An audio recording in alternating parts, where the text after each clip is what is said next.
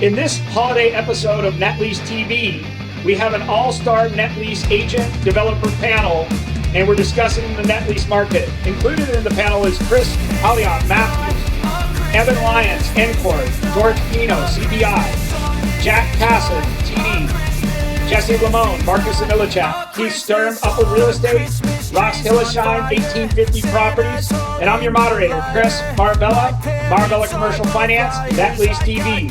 Enjoy. I want my Net Lease TV! I want Net Lease TV! Hey, this is Chris Marabella, Net Lease TV holiday event, and I've got the all-star Net Lease TV panel. Some agents, we got a developer, and we're going to be talking about some of their net lease transactions they've been working on, some of their listings. So let's go ahead and start out. Which one of you guys wants to talk about a recent transaction that you've worked on? All right, Evan Lyons. Evan Lyons with Encore Real Estate. A lot of familiar faces on here, so always fun to hop on and talk deals. Thanks, Chris. We have been really focused on following the needs of our buyers, shifting to yield, right? And back to the days of good multi-tenant credit real estate and value-add stuff. But we're still getting single-tenant properties done. I run with a lot of quick-service restaurant operators, one of which we are selling 2 Wendy's for, and one of the operations that he has, he doesn't own the bricks and sticks. We were able to tie that up, put the ground lease under contract. We're closing on it, and he's going to subsequently, we're going to be bringing out a 20-year sale lease back in Chicagoland market. Reasonable yield. Sure, with interest rates, some of these lower yield deals do get tougher. Single tenant gets a little tougher, but we're still getting plenty of those deals done on what I'm calling yesterday's pricing. So we've got a pair of 20-year Wendy's deals, Chicagoland market. We don't have to get into the nitty gritty, but great opportunity for some passive income on a growing operator. And then on the flip side, a couple shopping centers here in the Midwest that I could talk all day about. On those, so you said they're Wendy's, right? Wendy's? Yep. Mm-hmm. And are they ground leases or fee simple? And are you listing those? Yep. What's the buy side commission for buy side brokers? 2.5 points. You got 5 total. Both are about $3 million bucks. 3 to 3.5 million. 7.5% rent to sales ratio on either of those deals. The idea is to put those out at a number that where it's good for the business too. One's an outlot to a large grocery shopping center, and the other is freestanding in a good corridor about 30 minutes south of Chicago. Jessie Limon, the Mongose. What are some of your listings right now? What are you selling? What are you working on? A lot of Walgreens. Jessie Limon, the Mongoose. That's a long story. That's my name. That's my name. Wait, let me just say one thing. Jessie actually came and stayed at my house, ICSC San Diego. So we got to work out together. We got to surf together. It was a lot of fun. But go ahead. Yeah, if anybody wants to know what it's like to be Chris Marabella, just follow up with me after this, and I'll get you some insight. It's a pretty cushy life. So we've got we've had a pair of Walgreens for sale for a client that Chris referred me to. One of them in Iowa, which is under a contract. The other one in Albertville, Alabama, which is currently available. Funny thing is the Iowa store is a less profitable store. They're doing about 2.5 million reported sales. It's under agreement at a 6 cap flat. The Huntsville, Alabama store has about 11 years remaining and much stronger sales, reported sales of about 3 million. We're priced at a 6.2 cap. So sellers highly motivated. Pricing on that is 6.2 million. And I believe the fee is about 1.5 points. It's 1.5 points. We have a total of 3%. That's an amazing fee. 1.5 is an amazing fee, Jesse, and definitely It's fair for Walgreens. They're really clean stores. If you guys, because I financed them 5 and 10 years ago, and from what I remember, they're really clean. The buyer, the owner, he kind of went to some other individuals in the family, and that's where we've ended up working with Jessie. He's done a great job. So that's in the Huntsville metro, which is a strong tech market. Then I have another Walgreens in Buckhead, Atlanta, which is extremely strong location, about 10 years on the lease. We just repriced it to about a 5.5 cap, about $12 million bucks. Buy side's about 1 point on that. Those are both available. And then I have two of the Cooper style Walgreens, just the mainly drive-through with convenience store. 2 available in Kentucky for about a 5.5, 5.4 cap list price. Nice. Those are brand new constructions, 10-year leases with increases in the base lease. We have a 1.5 point buy side fee on those as well.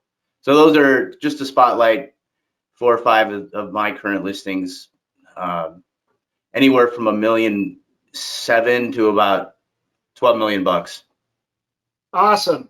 Woo, good job, Jesse.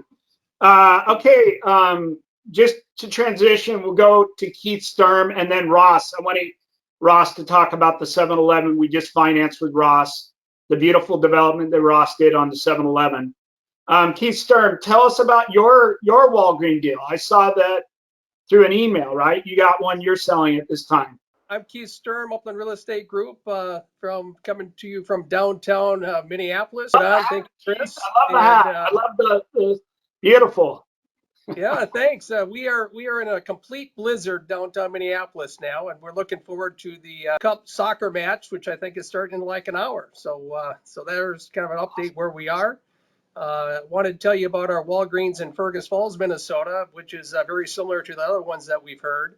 This one is a drive-through, and it's in a county seat area. Sales are about $2.5 million, and it's been steady at that. We're at a 5.75 cap, and probably one of the better ones I've seen on the market here that have come out recently, and love to do a transaction with you guys. We have a 1.5 point co-broker fee for anybody that brings us a transaction on the buy side. Purchase price is about $6.2 million. 6.2. What? How many years remaining, Keith, in the primary lease term? And 11 years. NOI? 11 years remaining on this one. Is $355,000 NOI. Awesome. I wanted to mention I've got my red tie, so I'm trying to stay Christmassy as well here, holiday. Awesome. So Ross and I just financed his 7-Eleven he built, Rancho Cordova. Ross, tell us a little bit about the development, how you got involved in the 7-Eleven development, some of the basic lease terms, and what are you thinking in the future? Do you want to do more 7-Elevens? What's your next move? Yeah, everyone, thanks for having me on. Yes. Yeah, great. So I've been developing with 7-Eleven for a handful of years now. We just sold a site that Christian helped finance. Really appreciate that, Christian. Bank out of the East Coast. The 7-Eleven that I sold was in Rancho Cordova or the Sacramento area. And I think, with all you experienced brokers, I'd like to kind of hear your input on what I'm seeing in the 7-Eleven world, the service station world, versus what you guys see in some of these quick serve restaurants and Walgreens deals. My last 7-Eleven deal was a $454 in rent, 15-year lease. We sold it for a 4.45 cap to a buyer out of Southern California. It's on a 2-acre piece of property. Now, this is a gas station, right? But it's on 2 acres. It's a 5,000 square foot store with a restaurant inside of it. So 7-Eleven, backed by 7-Eleven corporate, I do a lot of work with them, and I'm doing a handful of other sites with them in Northern California. I guess my question to you guys is, rents are going up for 7-Eleven. They're putting more and more division of work on me, the developers, and what that then means is my rents are going up. So next thing you know, we have $8, $10, $12 million gas stations on the market. And what do buyers think of that? That's pretty high price for a gas station. Anybody want to comment on that? What buyers they're thinking? George Pino. Okay, so Ross, just yeah, I mean, I'm about to close a large format 7-Eleven new construction on 4 acres of land, South Carolina. Strong fundamentals, has good industrial usage as well. It has diesel, truck high diesel stations. It also has like I think 8 or 10 pumps on truck high diesel. This is at a 5 cap, 2% commission to the buy side, $7.5 million. It's the new format with the roost chicken, as opposed to the Moderator tacos that you find more in the South and West. Roost tends to be a brand that they tend to partner up with or have used on the East Coast because it has a better known name out there. Most of my buyers, for a lot of this, it really depends also ground lease versus triple net. And some of them are going for the higher depreciation. We work very closely. I do about anywhere from 25 to 30, 35 deals a year for buyers representation only in the single tenant net lease arena. I have seen probably on 7-Elevens this year, anywhere, depending on which submarket, anywhere from 25 to 75 basis point jump in the cap rate. I mean, literally 6 months ago, this property probably would have traded at a 4.25 cap right away. I'm also getting a lot of calls from brokers that specialize in the 7-Eleven arena that I've closed deals with before with them. They're actively going after buyers. It seems like it's starting to turn a little bit more into a buyer's marketplace in that aspect. I think 7-Eleven, though, is still fundamentally a good investment. I think the issue that you run into a little bit in California is they're not used to seeing 7-Elevens with gas. And so there may be a little bit more of a pushback with the buyers out on the West Coast. But if you educate them and get them understanding that, they're actually doing much better. 7-Eleven itself, as Southland, tends to renew leases, even if they're making not much money at the location, as long as they're making money. With the depreciation benefits and everything else, I think that it's still a great opportunity because you can really affect yields that way just on the depreciation side if you're using some tax strategies to do that. So I think that's why they're also trading at a little bit lower cap. I mean, we're looking at Carroll's on the QSR side, some strong corporate guarantee stuff, perhaps not as strong as 7-Eleven, but those are still right now trading with new construction, newer stuff in the 5 caps, 5.5 caps with good corporate lease guarantees as well. So, I think they're still favorable with 7-Elevens. Seen a whole slew of new ones come out at about a 5 cap on the East Coast, big, large format ones. Working right now with 4 off-market 7-Elevens. I'm hoping to put 2 of them in escrow this next week. All on the East Coast as well, all in that 5 cap rate range. I think we can all say we love 7-Eleven, the credit quality, what they're AA- rated, which that's about as good as you can get. Now, the first 7-Eleven you mentioned to Ross, George, is that in contract? Are you in contract in closing it, or is it something? We're closing that this week.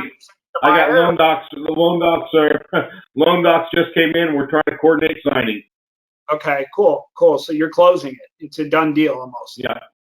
Okay, yeah. Awesome. Congratulations. Chris, what are some of the deals you're working on right now? Happy holidays, buddy. Good. Happy holidays, everybody. I do a lot of retail leasing. Probably 75% of my work is in retail leasing, either bringing in the single tenant net lease guys for drive-throughs or shopping centers. On the sales side, though, a lot of the stuff I'm bringing to market are covered land plays. Have something in Inglewood that's 22,000 square feet. That's a stone's throw away from SoFi. That is going to be pretty exciting. I'm trying to get it wrapped up and get everything put together. So Q1 2023, it's going to be online. But that's most of the stuff. All the STNL stuff at Matthews, I let the pros like Chad Kurz and Eddie DeSimone, I let them take care of it. I do my retail leasing and value add plays, but those are the two I have right now coming. So I would say Jessie does a great job TikTok. Chris is doing an amazing job on TikTok. I see George and his partner on an older platform, Facebook, right? George is on Facebook. Us older guys, the younger generation. Well, Instagram that feeds to Facebook. You're just the older guy looking at Facebook. Yeah, I'm an old guy. Okay, what can I say? I'm an old guy. But we're also on TikTok and LinkedIn as well. Jessie and Chris are influencing me to go on TikTok. It's a little more edgy, George. It's a little more edgy than Facebook. TikTok can be a great opportunity. We actually did a post this weekend on TikTok, and surprisingly got a ton of responses back on it regarding the water gardens over in Santa Monica, listed for $1.4 billion. And the shock value of that alone. But we actually were the very first company to hashtag CRE in TikTok, and average age was only 13 at the time, though. So that was our very first post years ago. And I know a great guy out of Arizona that all he does is advertise on TikTok or market. He has like 250,000 followers. That's all his biz dev is. And he does quite a bit of volume. So TikTok is actually a fun platform if used right. Absolutely. It's so amazing now. The world's so much smaller now with the social media. It's just so amazing that you can, like I was looking, and you can buy stuff in Italy. You can look at clothes in Milan. You can, look at different things, just all these different places that opened up things that you couldn't buy, when we were all younger in the younger days. Jack, so what are you up to? You got any deals that you're listing? You and Ted, what's Ted doing? Ted. Ted is actually off watching the World Cup right now for his birthday. But we're rocking and rolling over here. We tripled out the number of agents we have in our office. We're up to about 30 right now. We're looking to hire about 10 more. But as far as deals go, I personally am working on 2 different Home Depots. I have one in Fort Wayne, Indiana, and another one right outside of Philly. I have a couple of BJ's wholesale clubs, one right outside of Boston, one also right outside of Philly. Been working on a lot of deals, just putting things together. And my average deal size, as far as what I have on the market right now, is about $12 to $15 million. I have about 7 or 8 deals. They're all off market, except for Fort Wayne. I think I listed that I actually put on market, but everything else is we keep internally, honestly. So we saw these within 60 days, so I'm really worried. So let me just talk about the financing a little bit. So we did Ross's sale where I represented the buyer. The buyer was in a 1031 exchange. And the cool thing we did with Ross's deal, we did a 90-day forward rate lock.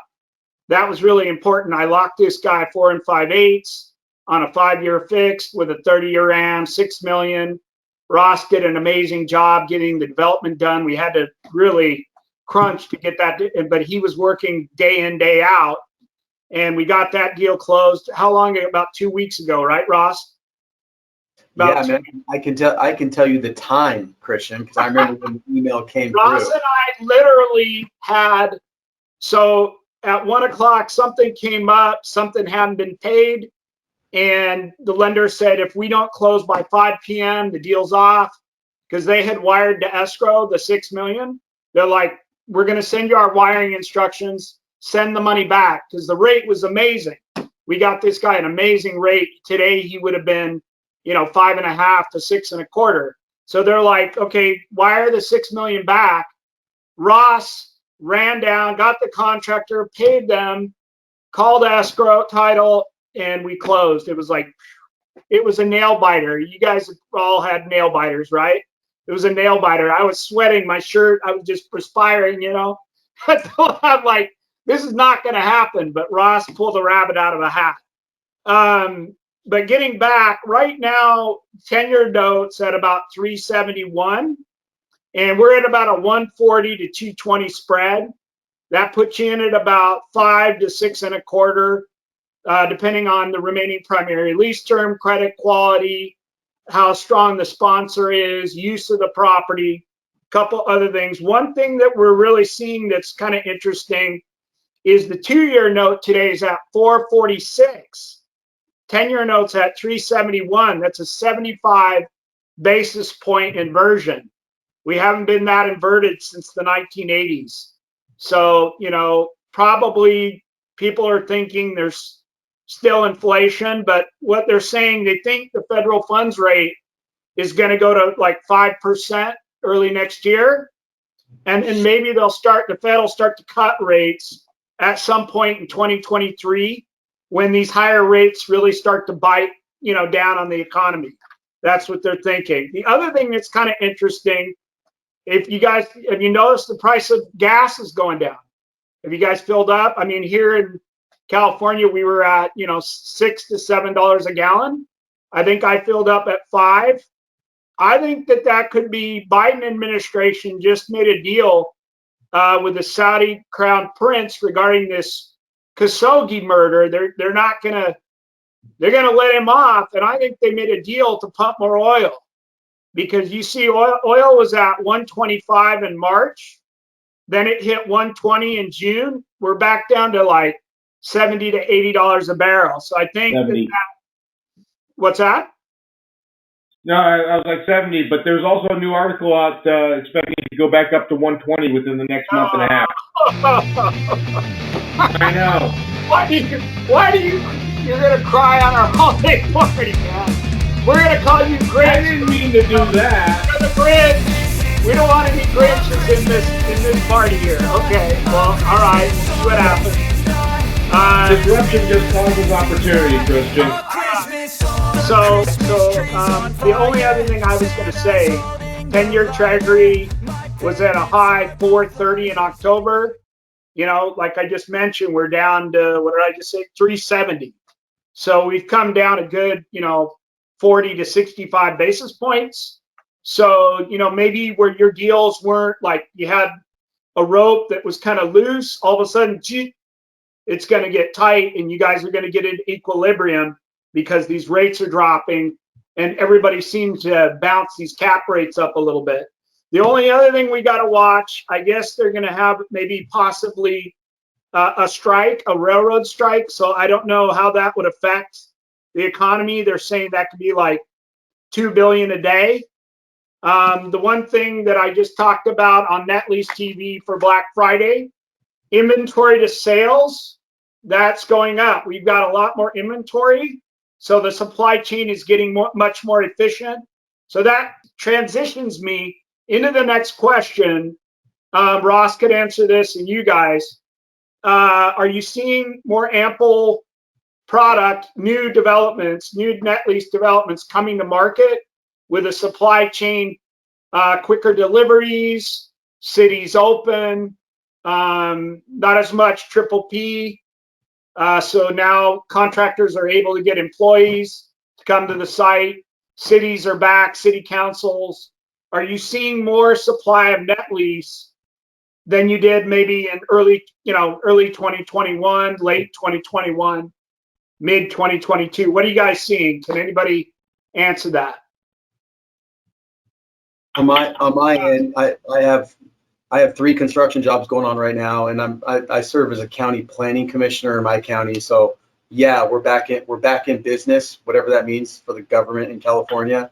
But on my end, all my work is in California. The labor market is still tough. My subcontractors are having a hard time delivering labor, and there are still some delays in some of the products that we're having shipped to the sites, like metal fabrication and some of the off-site utilities have specific special orders that are still delayed. So I'm still seeing difficulty on that end. And that, again, I play specifically in the gas station C-store market, so I can't weigh in on the others, but that's what I'm seeing. How about the rest of you guys? And what uses are you seeing the most plentiful that you think buyers would have the best opportunities? When I say uses, like C stores like Ross is doing, dollar stores, fast food. Where are you seeing the most supply coming out? You know, we always go in trends, right? In the old days and in the 90s, it was the video stores, Hollywood Video. There's a ton of Dollar Generals right now. There's a ton of Dollar Generals. There's a ton of discount stores, Family Dollar, Dollar Tree. If your client wants that, it's easy to load them up on those deals. If you're looking for specific size QSR, it's very challenging. If you're cap rate sensitive, it's even more challenging. You know, if you can't get people to look at Chipotle's, you know, being that they're in the mid 4 caps. If you need to be 5s, you got to look at the Carol's deals, the Wendy's, various franchisees. Working on a Meritage Wendy's deal right now in Michigan. Putting some folks into like, you know, these new Cooper style Walgreens deals, which are in the mid 5s. But, you know, I think the market is tough because there's a lot of pressure on cap rates. Sellers don't want to adjust. Buyers are looking for yields. They're trading in this market in order to get to the point where they're 1031 exchange buyers. You know, so I think there's a lot of cannabis deals. I mean, I'm seeing a ton of cannabis deals. Starbucks is building a lot of product. You know, but the problem, the biggest challenge is like if you're trying to find like a $4 to $6 million deal to replace a Walgreens, that's not a Walgreens. That's where it gets really dicey because, you know, like the Caliber Collisions, they're non-credit. The Pet Suites of the world, there's no credit there. You know, that's kind of the heart. I feel like that $4 to $6 million range is, you know, interesting because you're seeing a lot of industrial properties come out and kind of, you know, a quagmire of different properties. You guys can probably speak to that a little bit more. Yeah, I'll chime in on that. You know, I think so. I sure have done plenty of net lease, but what I came up doing, what I love working on is our retail shopping centers, and a lot of that, not that it went away, but good quality value add centers where there's actually enough meat on the bone for the guy who purchases it, somewhat stabilizes it, and then can sell it where you can still develop the outlot or do a ground lease somewhere, or there's a couple of small suites that someone, the next person can work on and call Chris for leasing. You know, I have a lot of folks that are stuck in the net lease world and are therefore looking for yield. They're doing it as crazy as taking on office properties, and willing to cut a check and get nitty gritty and fix some of those. But I think we're going to see a rise in the shopping center business, both in A and B markets. A lot of national Fortune 100 companies who are publicly traded have to expand for market share purposes, for stock price purposes, and therefore they're looking in these B markets that they otherwise wouldn't do. In the last year, I did a TJ Maxx deal in a small town Ohio market. Did a 10-year Marshalls deal in a small town Ohio market. Five Below is looking. They have a new small format where they're looking in these places that otherwise weren't on the radar for for these small towns. So you're getting quality tenants to go into other markets, and I think that improves product to a point that perhaps that owner will then sell the asset, or improves product to a point that now 7-Eleven will develop out in front of that shopping center. So I think the machine keeps going. I think next year is going to be a year of balance where there's opportunity to sell at a reasonable number. Maybe it's not as sexy as 6 months ago. Sorry, you missed your window, but good opportunity to buy and sell. Let me just say this. The one thing, I think if you're going into net lease, right, you're going to do a 1031 exchange and you're looking at fast food deals, you really got to look at the intrinsic value, that rent to sales. Go to the location. You know, if it's fast food, go in the stack. See how efficient the operator is. Are they getting you through the stack quickly? Meet the tenant. Spend a whole day with the tenant. Go to the location. Do you like this person? You're basically going to be married with that tenant. And if you don't like the tenant, then you shouldn't buy the deal, especially if they're not like, you know, a publicly traded company. You guys probably agree with what I'm saying. One other thing I wanted to ask you guys, how many of you guys cold call outside of Ross? He may do that for tenants, but you guys are, we're all cold calling, right? It's just part of the business. If you want to Kyle be, Mathis is watching, so I'd better raise my hand. if you want to be in commercial real estate and you want to make money, you've got to get on the phone and you got to prospect. The best 20% of the people make money in this business. The other 80% don't, right, guys? These guys here are all like the 20% that make money. When I'm cold calling around, I get a lot of like agents. They're like, oh yeah, my clients are paying cash. You know, they always tell me my clients are paying cash. We don't need financing. I'm like, well, why don't you close cash on the deal so you can close quickly? And then if it works for their exchange, pull cash out and you'll do more deals with them. How many people do you see that you're closing all cash with that may want to monetize that asset and go into more net lease to give you a whole nother deal? Anybody? Overall, well, I'll speak on that. 'Cause I actually work with quite a few cash buyers, but a lot of the buyers I have are either, well, a lot of them are risk adverse, with very low leverage deals, and they don't want to take much out. Like, you know, for instance, on the 7-Eleven deal that we're doing right now, I'm doing this at a 35% LTV. You know, we have a lot of cash going into it. George, is that because he had a loan on the down leg and he doesn't want to pay mortgage boot, so he just had to get a loan? No. Because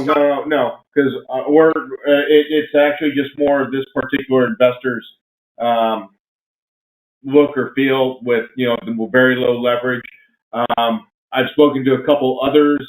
You know, I have a great client. I actually just talked to the family. We've probably done about 8 deals in the last 2 years with him. He's all cash buyer. But he's old school, you know, older generation, where you grew up with, if you can't pay cash to buy it, you shouldn't be buying it. You can't afford it. You know, it doesn't use credit cards, that kind of stuff.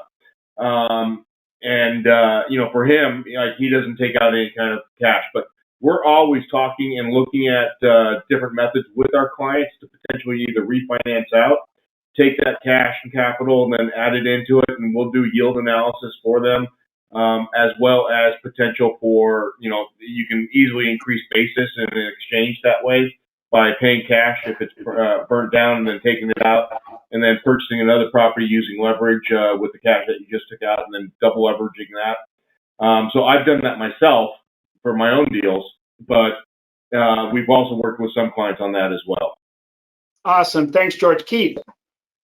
You know, it's interesting. We've been finding our sellers have been very sensitive to financing recently, and a lot of folks our sellers are not wanting to have a big financing component. So if you have multiple buyers, of course, they're going to lean towards the all cash buyer. And Chris, to your point, good idea. You could finance post closing, but the guys we see that are winning the deals are the guys that are all cash or mostly cash. And sellers are starting to ask that question specifically because, you know, the goalpost keeps changing, right? The Fed keeps raising these interest rates, and the lock period is not held very long. Maybe Chris, you can talk to that. But what we're finding is that they won't lock until, you know, you have a purchase agreement signed and due diligence is up in some cases. So I think working with a guy like Chris is so important these days to make sure that your rate's locked and that the seller, or I should say the lender, delivers. And our sellers want to know that stuff too up front, because they are very nervous in this environment, because they're probably going to be doing an exchange too in many cases. So they want to make sure that that buyer can perform. I don't know if you guys have seen that too, but sellers have been sensitive to any financing in most of our deals recently. Yeah, mostly because of negative leverage. You know, it's like, how are you going to pull cash?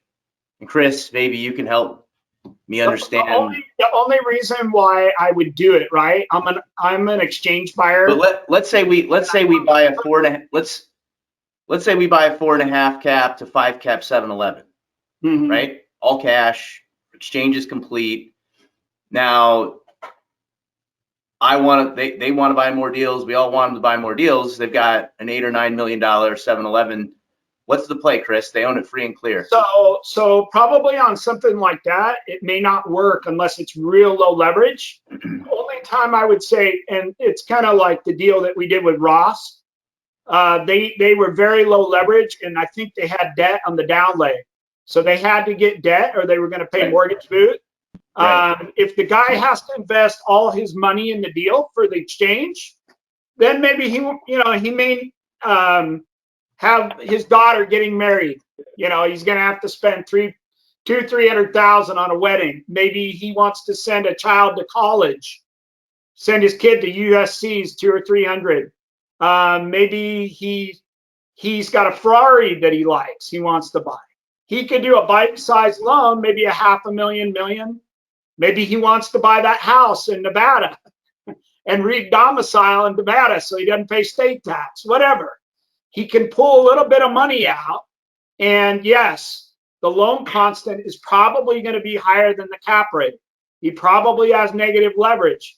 But maybe there's some uses that he could get, some things that he may want to buy. If it's a small enough loan. He didn't want to pour all his money into that deal, but he had to for taxes. That's the only thing I'm thinking. Right. So smaller loans. I have a very important update for you guys. USA just went ahead 1-0 in the World Cup. All right. USA. There you go. That's amazing. I guess we're kind of underdog, right, Keith? Who are we playing? Who are we playing today? Iran. Oh, wow.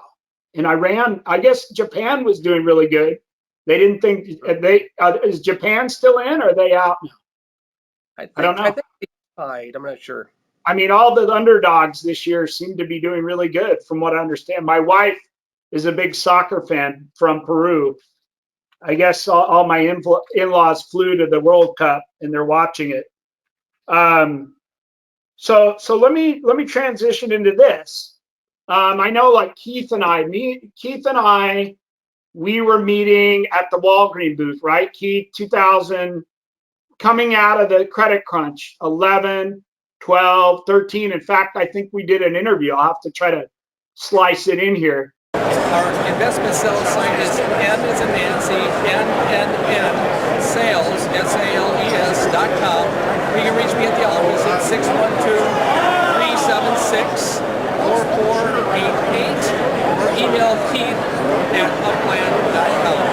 So thanks again, Keith. I'm Chris Marabella, Marabella Commercial Finance. Again, we're doing a lot of the Walgreens, CVS, Kohl's. So we did all those Walgreens deals, and now the loans are coming due. Jessie benefited because I did the one Walgreens, and what happened on that one, they got stepped up basis. One of the family members passed on, and the daughter got stepped up basis. And the daughter's like, I don't really want to be in real estate. I want to get my money. And that's where Jessie benefited and got the listing, and we're kind of working together on that deal. Are you guys seeing that? Deals from 11, 12? It's a job, man. Selling a property in this market is a job. So, but my question is, the benefit of the liability.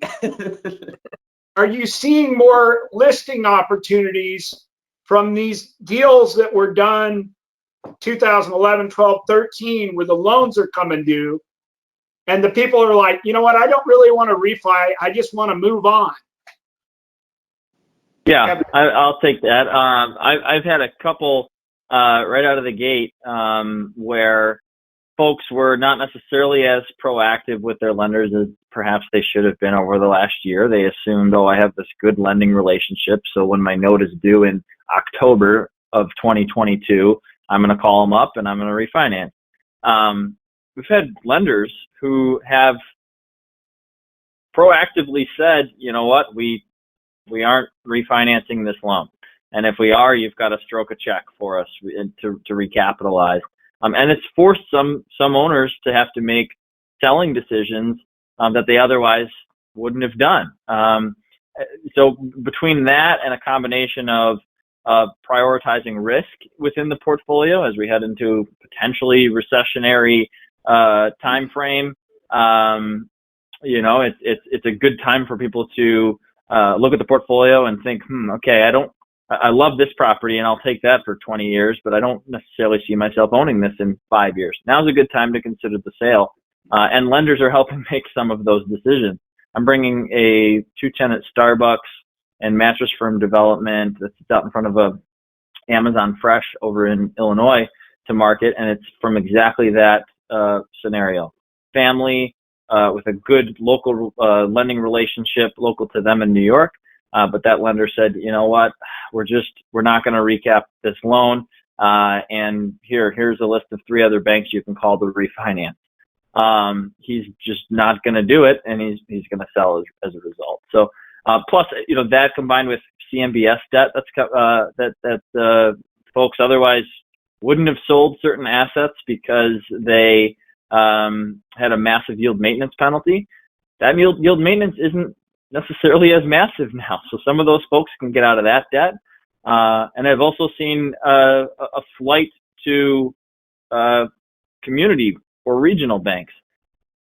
As we're heading into a recessionary period, people are remembering a 2008 world where they couldn't get their CMBS lender on the phone, and they're going, well, crap, I want to be out of it. I want a relationship-based bank that'll help me through this.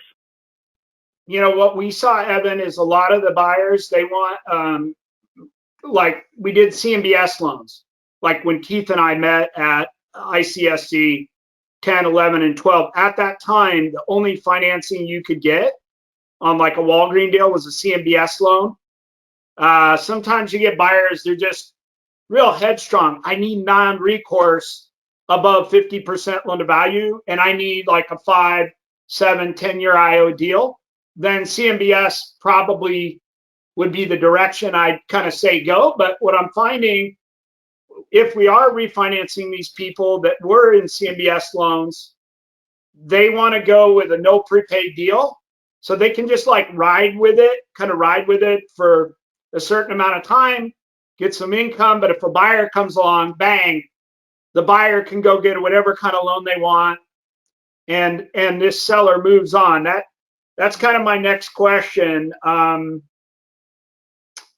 So the other thing I wanted to say, one thing that's kind of happening right now in the capital markets is that you had overzealous lenders in the last 3 years make loans at too low of rates. And so now they can't really participate those loans and they can't sell those loans. So whereas you had all these lenders, right? You had this many lenders about 2-3 years ago that has come in. And that's why it's so crucial that you deal with someone like me to find the lenders that are not going to reprice and that have a high surety of execution. Because I have certain relationships. I'm trying to run all my loans through the same lenders, and it's going to give your buyers much better rate. They get to piggyback off of my relationship for lower rates, more reliable. You don't want to go with a lender that's not going to be able to close a deal. So we're really trying to go with the lenders that I have a track record of closing deals. And depending on, depending on the makeup of that buyer, what's their adjusted gross income? Do they have liquidity? One guy I just refinanced his Walgreens for $8.5 million, and then I did his other Walgreens that we financed 10 years ago, but he didn't have much liquidity. So I had to go get him a hard money loan so that we could refinance the big loans. So that's really where I could add value for all you guys, is just kind of sourcing to the most appropriate lending source and basically looking at the capital markets so that we don't get ourselves involved in a landmine, right? With a 1031, that could be terrible if you go with the wrong lender. Sturm, go ahead. Yeah, I just wanted to add one thing. I'm just curious, how many people are going to be at ICSC in New York next week? I'm going to try. I'll be there in spirit. Are you going, Keith? It's going to be beautiful. It's going to be cold. Not coming? I thought you were going.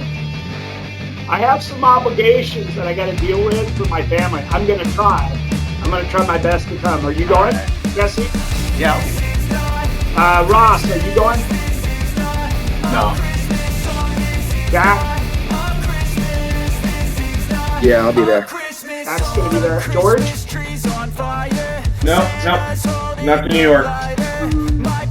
Evan? You know it. You're going to be there. Okay. Well, maybe I should jump a plane. Maybe I can just convince my wife to jump a plane and come. Regardless, you can always call me. I'm like 24/7. So you can call me. You can text me on my cell. Chris, are you going to ICSC in New York? I'm not going to New York now. All us West Coasters are being duds here. I also do a lot of retail leasing on, more regional. So all the regional ones from Monterey to San Diego, I'm there. Vegas, Awesome. I'm there. Awesome. So Keith, how can somebody call you on your cell phone if they want to list or they want to know more about that Walgreens?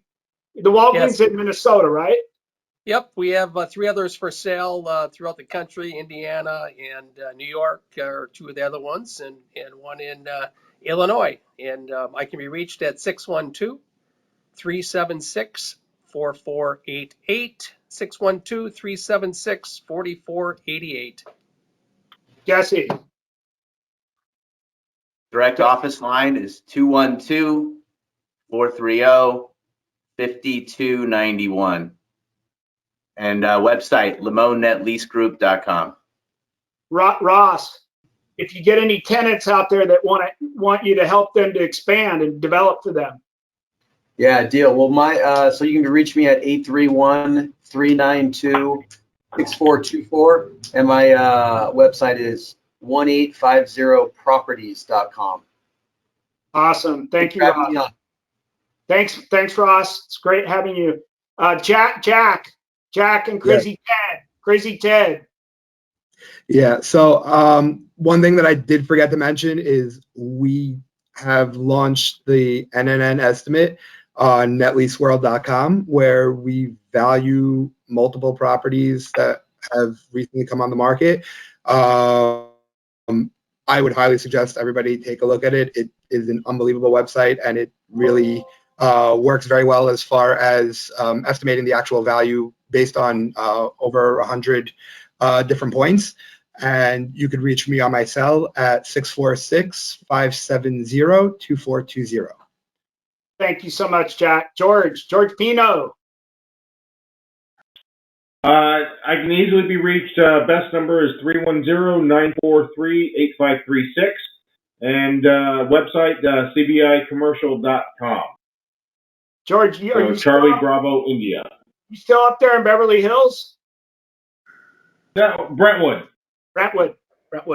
Awesome. Evan Lyons. Cell phone is 248-535-0354. That's based out here in Southeast Michigan, but we transact all over the country. There was a mention of cannabis earlier. We've got 2 single tenant SkyMint deals, which is one of the largest cannabis operators in the state of Michigan. We've got 30 locations, 8 cap deals, blended 9.17 cap over the course of 10 years. So if you're interested in dipping your toe in the cannabis space, Michigan's a great state for that. And we have a lot of the resources for lending, management, and all that too. Again, 248-535-0354. Chris. All right, save the best for last. My direct office line is 310-237-5523. If you need any retail leasing services, I'm with Matthews Real Estate. We do retail leasing across the country. Love to help you out. Also, if you're looking for any value add plays in Southern California, development deals, have a couple of those off market. Love to discuss those further with you guys. Awesome. So again, I'm Chris Marabella Commercial Finance. Laser focused on net lease financing. Been doing it for over like 30 to 40 years. And we've done a plethora of different net lease. We've done over 100 Walgreens, 7-Elevens. We've done a lot of the AutoZone, O'Reilly's, pretty much every kind of retail that you see when you're driving down the road. We probably financed it. We like acquisition, refi, cash out, takeout.